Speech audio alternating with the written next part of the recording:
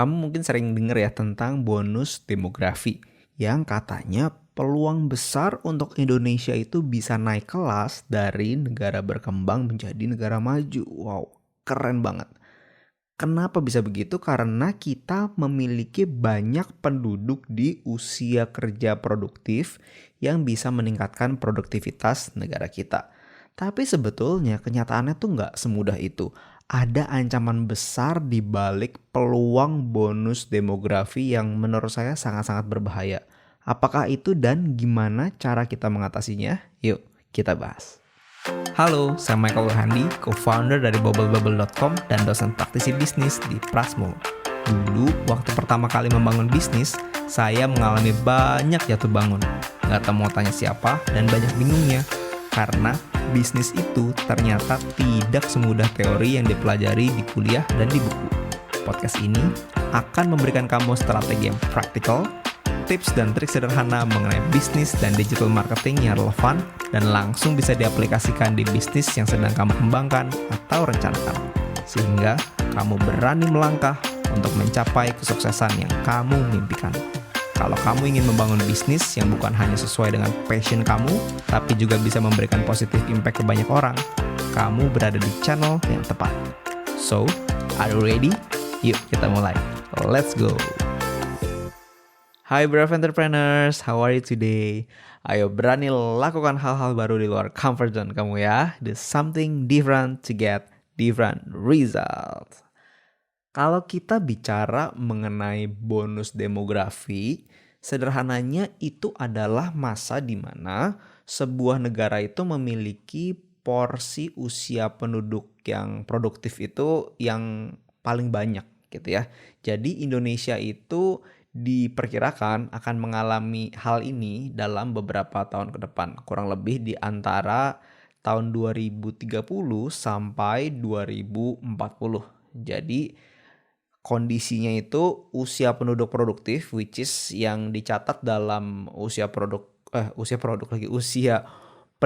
produktif itu adalah 15 sampai 64 tahun.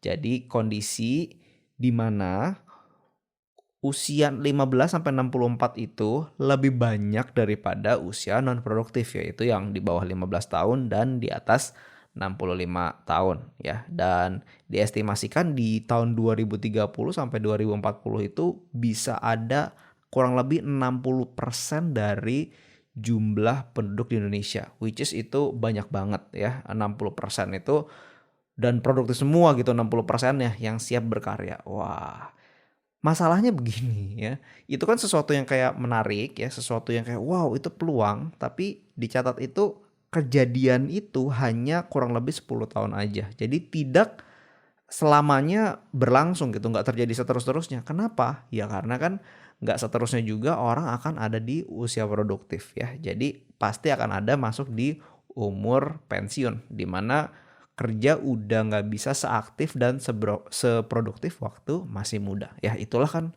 ya cycle kehidupan ya, pasti akan seperti itu. Nggak ada orang yang kebal sama tua kan gitu ya. Jadi walaupun kamu dan saya sekarang masih muda ya, at least saya masih merasa muda, iyalah masih muda lah ya. Tapi ya at some point pasti akan tua juga kan, pasti akan pensiun juga kan, pasti akan keriput juga kan ya. Jadi ya itu kan itulah cycle kehidupan. Jadi akan sampai ke masa pensiun juga. Semua orang tidak terkecuali kalau Tuhan kasih umur kan gitu. Jadi kalau kita lihat komposisi sebuah negara ya, itu kan usia produktif itu tadi dicatat nih ya, kalau resminya tuh 15 sampai 64 tahun. Artinya adalah usia yang dikategorikan tuh sudah bisa menghasilkan gitu ya. Ya belum tentu sih sebetulnya 15 udah bisa kerja ya, tapi at least ada juga kan yang misalnya sudah bekerja setelah lulus SMP misalnya. Tapi kategorinya tuh sebetulnya seperti itu ya. Kalau bayi, balita, anak sekolah juga masih belum usia produktif ya. Jadi belum menghasilkan apa-apa gitu. Yang ada orang tuanya yang keluarin duit terus gitu. Nah, orang tua juga sama kan, di atas 64 tahun ya, kalau resminya ya pasti ada juga sih yang masih bekerja gitu ya.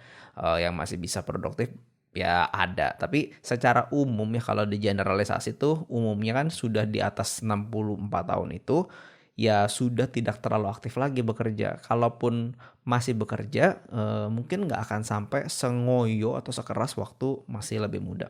Nah, kalau begitu penghasilannya dari mana gitu kan? Kalau misalnya orang tua, ya tentu dari dana pensiun ya. Misalnya karena bekerja sudah berapa puluh tahun bekerja, setelah masuk ke usia pensiun mendapatkan pesangon. Nah, dana pensiunnya itu bisa digunakan untuk biaya kehidupan. Itu satu. Ada juga yang mungkin dari investasi waktu dari muda ya.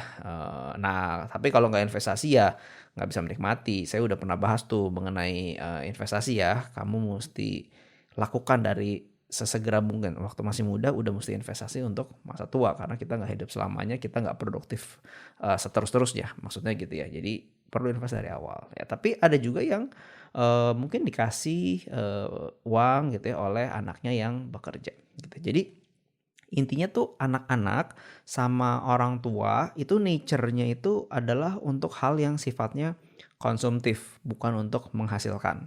Dan I say this with due respect ya. Jadi anak-anak dan orang tua yang tidak menghasilkan itu in some sense itu kan sebetulnya adalah beban ya. Jadi beban dari generasi yang produktif kan begitu ya. Nah, apalagi kalau si generasi produktifnya ini yaitu kejepit di tengah-tengah ya. Misalnya pasangan ya keluarga dia punya anak kecil, tandanya dia kan menghidupi ya suami istri misalnya menghidupi generasinya, terus menghidupi juga generasi di bawahnya, generasi anaknya, misalnya punya anak satu atau punya anak dua.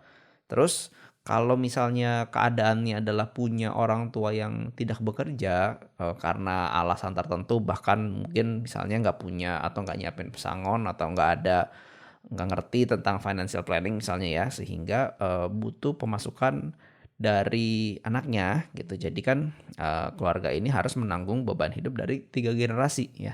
Generasinya dia, generasi anaknya, dan generasi orang tuanya. Ya itulah yang disebut dengan sandwich generation. Nah, itu kan yang terjadi tandanya si generasi tengah-tengah ini kan menanggung beban hidup 3 generasi gitu ya.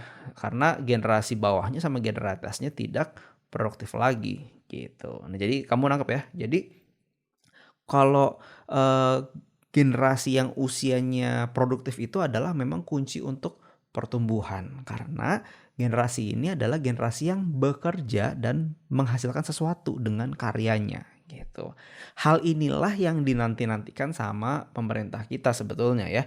Dan pemerintah kita sudah bersiap-siap sebetulnya untuk memanfaatkan keadaan ini atau kondisi ini yang kurang lebih terjadi selama 10-an tahun saja gitu ya. Kenapa? Karena ada huge force of power ya. Akan ada banyak usia produktif yang siap berkarya membawa Indonesia untuk jadi lebih maju gitu.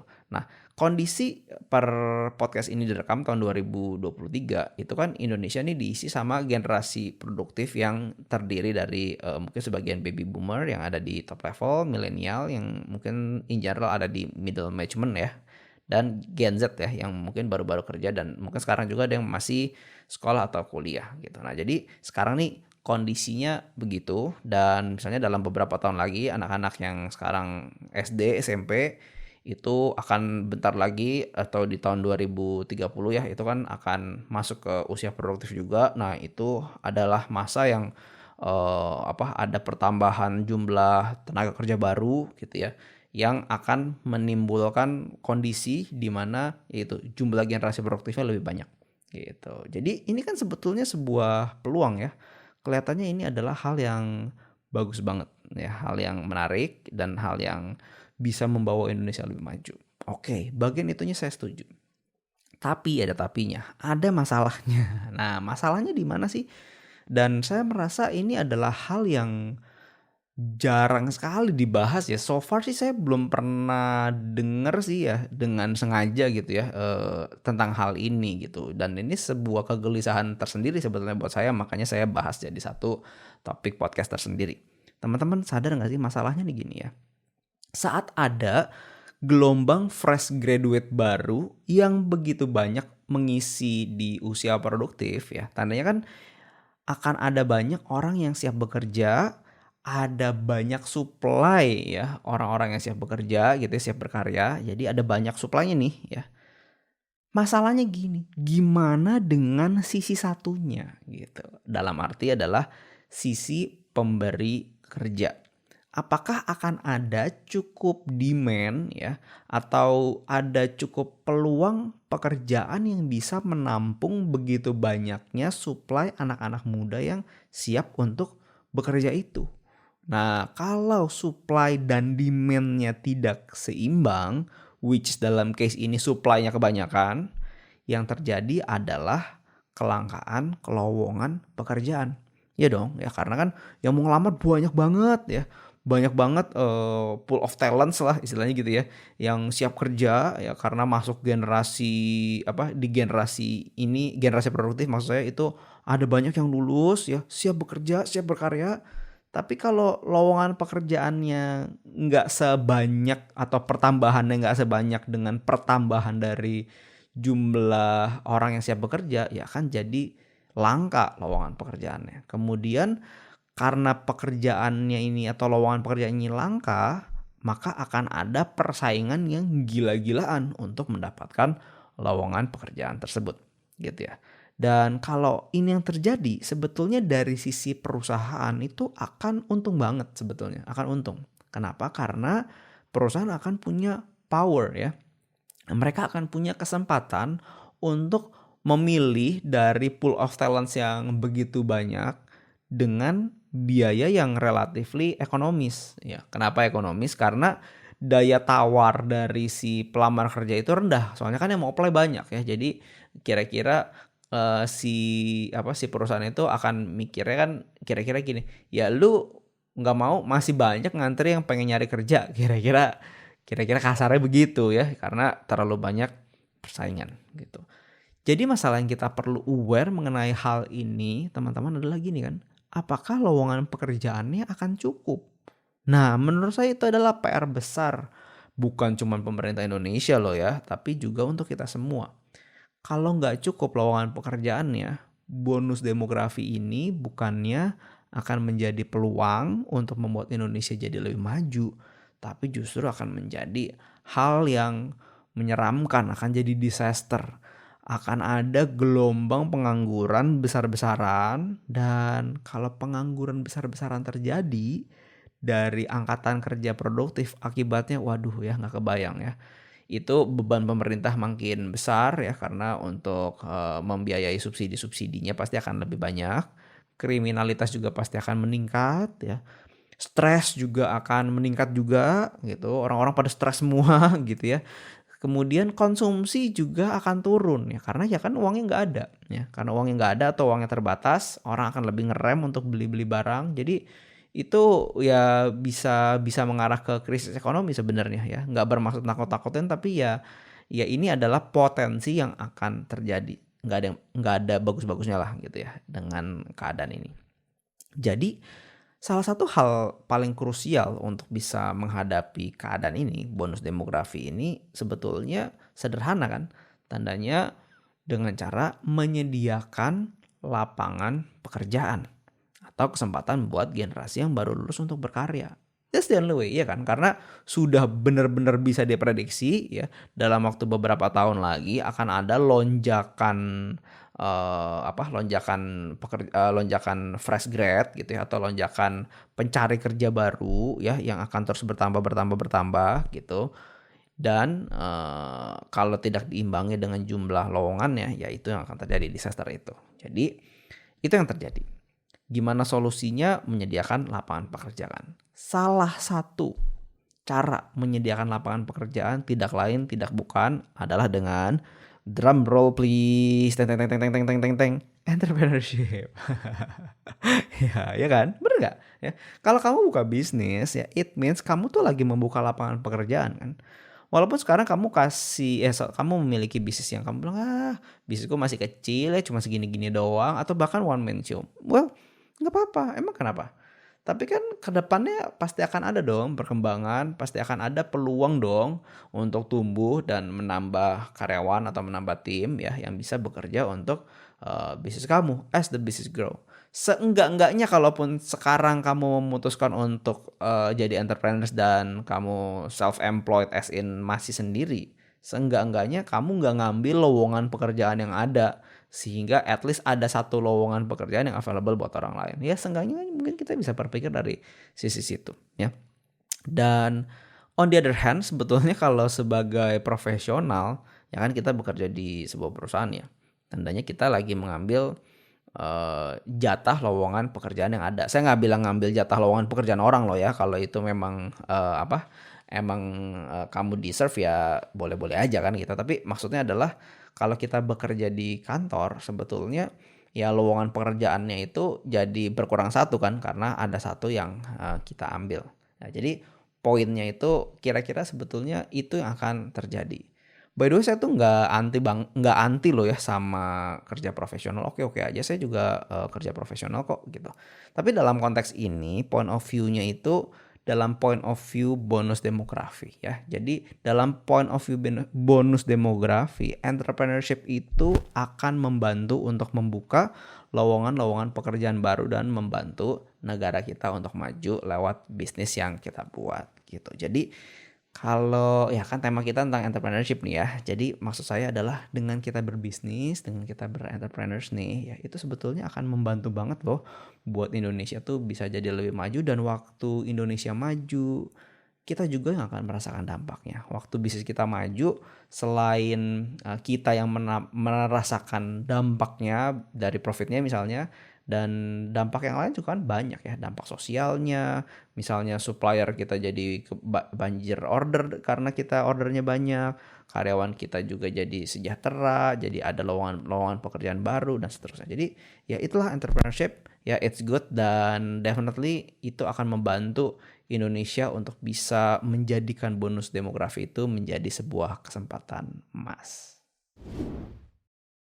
Oke, so begitulah fakta tentang bonus demografi teman-teman. Jadi kalau negara kita nggak siap, yang ada justru bisa jadi bencana. The least we can do adalah ya jadi entrepreneurs kalau kamu emang punya passionnya di situ ya. Kalau kamu profesional sih ya don't feel bad juga, tapi ya faktanya yang tadi saya jelasin gitu ya.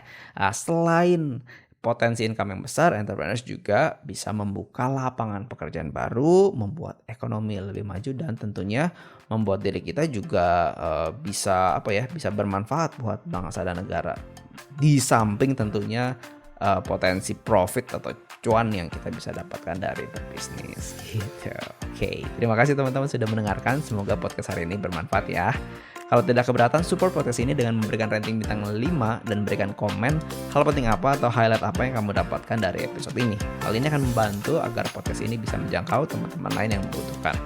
Kalau kamu tahu ada teman kamu yang kayaknya nggak ngerti nih bonus demografi apaan sih gitu ya. Nah, please share episode ini ya, biar dia juga ngerti, bisa mendapatkan manfaat juga dan mendapatkan knowledge juga mengenai hal ini. Oke, yuk berani melangkah untuk bisa mencapai kesuksesan yang kamu mimpikan. Sampai ketemu di episode selanjutnya ya. For now, take care.